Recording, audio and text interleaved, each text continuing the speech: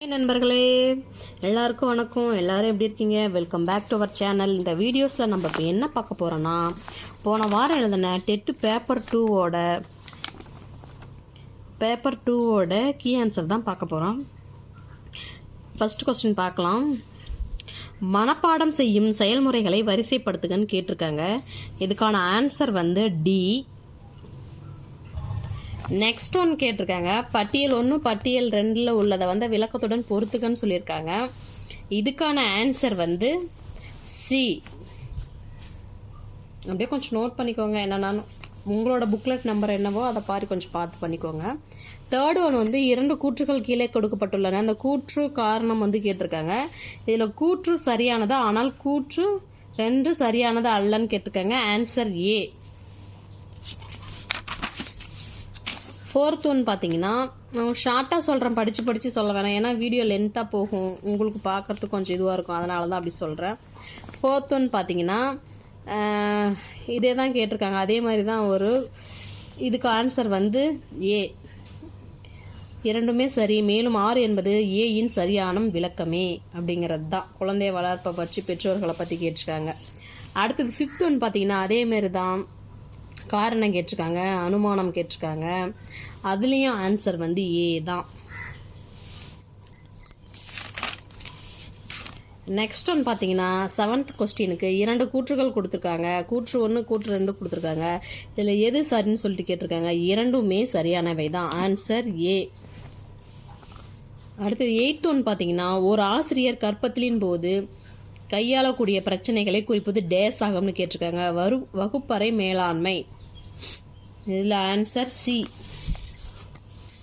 9th பார்த்தீங்கன்னா, கீழே கொடுக்கப்பட்டுள்ளவற்றில் எது நினைவூட்டல் சாதனம் அல்லன்னு கேட்டிருக்காங்க. Answer B.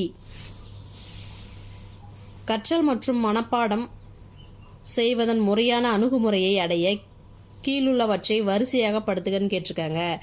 இதுக்கு வந்து ஆன்சர் ஏ. நெக்ஸ்ட் ஒன் பார்த்தீங்கன்னா, பின்வரும் அறிவாற்றல் விளையாட்டு வகைகளை அவற்றின் படிநிலை வளர்ச்சியின் அடிப்படையில் வரிசைப்படுத்துகன்னு கேட்டிருக்காங்க. Answer B. அடுத்தது கூற்று 1 கூற்று 2 கேட்டிருக்காங்க. இதுக்கு ஆன்சர் சி. நெக்ஸ்ட் ஒன் வந்து ஆளுமை அளவீட்டு செயல்முறையின் துல்லியத்திற்கு பின்வருவனவற்றில் எது அவசியம்னு கேட்டிருக்காங்க. Answer A. ஏல ஏபிசி 3மே வந்து உண்டு. நெக்ஸ்ட் ஒன் பார்த்தீங்கன்னா, பட்டியல் 1 பட்டியல் 2 கொடுத்து பொறுத்து சொல்லியிருக்காங்க. Answer D.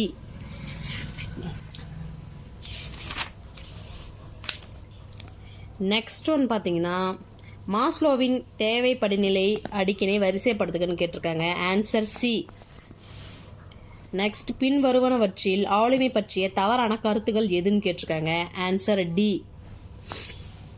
நெக்ஸ்ட் வந்து பிரான் பென்பிரனர் தனது மாதிரியின் கால பரிமாணத்தை குறிக்க பயன்படுத்திய சொல்லை குறிப்பிடுகன்னு கேட்டிருக்காங்க. இதுக்கு ஆன்சர் என்னன்னு சொல்லிட்டு நீங்கள் கமெண்ட் பண்ணுங்க. நெக்ஸ்ட் ஒன் பார்த்தீங்கன்னா, மீண்டும் மீண்டும் தூண்டலினால் படிப்படியாக குறைக்கப்பட்ட துளங்கள் செயல்பாட்டின் பெயரை குறிப்பிடுகன்னு கேட்டிருக்காங்க. மரபுரிமை. நெக்ஸ்ட் ஒன் பார்த்தீங்கன்னா, ஸ்டெர்ன்பெர்கால் அடையாளம் காணப்பட்ட தகவல் செயல்முறைகளை படிகங்களை ஒழுங்குபடுத்துகன்னு கேட்டிருக்காங்க. Answer C. முன் குழந்தை பருவத்திலிருந்து குமரப்பருவம் வரும்போது இணையுறை மற்றும் மைரினேட்டுகள் முளைத்தட்டின் எந்த பகுதி கவனத்தையும் உணர்வையும் ஏற்படுத்துகிறதுன்னு கேட்டிருக்காங்க. சிறுவளைய உருவாக்கம். Answer B. நெக்ஸ்ட் ஒன், ஆளுமையின் 5 பெரிய காரணிகளுக்கு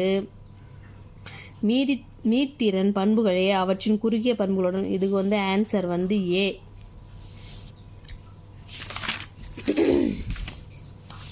பின்வருவனவற்றில் எவை மின்திறன் கற்றல் அம்சங்களாக கேட்டிருக்காங்க. Answer A. அதில் வந்து ஏபிசி 3. பின்வருவனவற்றில் எது சொல்லார்ந்த நுண்ணறிவு சோதனை அல்லன்னு கேட்டிருக்காங்க. Answer D.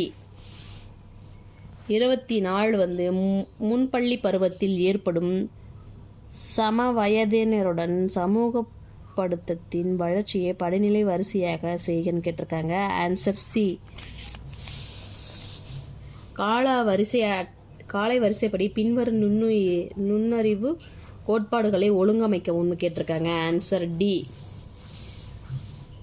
கீழே கொடுக்கப்பட்டவற்றில் எது ஆழமான புலன் காட்சியின் வரையறை அல்லன்னு கேட்டிருக்காங்க. இதுக்கு ஆன்சர் தெரிஞ்சா கமெண்ட்ஸில் சொல்லுங்கள். நானே சொல்லிடுற விடுங்க. ஆன்சர் வந்து C. Answer C. Next one பார்த்தீங்கன்னா 27. பின்வரும் செயல்பாடுகளில் எது முழு நிலை இயக்க மேம்பாட்டை எளிதாக்குகிறதுன்னு கேட்டிருக்காங்க. Answer B. அடுத்தது ஒரு கூற்று 1 கூற்று 2 கொடுத்து கேட்டிருக்காங்க. இதில் ஆன்சர் ஏ வந்து சரியானது. கூற்று 1 மற்றும் கூற்று 2 சரியானவைங்கிறது தான் ஆன்சர். நெக்ஸ்ட் ஒன் பார்த்தீங்கன்னா பின் வருவனவற்றில் எவை நுண்ணறிவு பற்றிய தவறான கருத்துக்கள்னு கேட்டிருக்காங்க. Answer A. இதில் பி, சி, டி 3மே இருக்குது. ஆன்சர் ஏ தான் சரியான விடை. அடுத்தது ஒரு பாக்ஸ் மாதிரி கொடுத்து பட்டியல் 1ஐயும் பட்டியல் 2ஐயும் பொறுத்துக்கன்னு கேட்டிருக்காங்க. இதுக்கு ஆன்சர் சி. அவ்வளோதான். இதோட 30 கொஸ்டினும் வந்து சைல்டு டெவலப்மெண்ட்டில் பார்த்தாச்சு. நெக்ஸ்ட் என்ன டாப்பிக்கோட கீ ஆன்சர் வேணும்னு சொல்லிட்டு கமெண்ட் பண்ணுங்கள். உங்களோட ஃப்ரெண்ட்ஸ் யாராவது இந்த எக்ஸாம் எழுதிருந்தாங்கன்னா அவங்களுக்கு வந்து இந்த வீடியோவை ஷேர் பண்ணுங்கள். ஏற்கனவே தமிழ் கீ ஆன்சர் போட்டிருக்கேன், அதையும் செக் பண்ணி பார்த்துக்கோங்க. வீடியோ பிடிச்சிருந்தா லைக் பண்ணி கமெண்ட் பண்ணி ஷேர் பண்ணுங்கள். மறக்காமல் சப்ஸ்கிரைப் பண்ணுங்கள். ஓகே, பாய். நன்றி ஃப்ரெண்ட்ஸ்.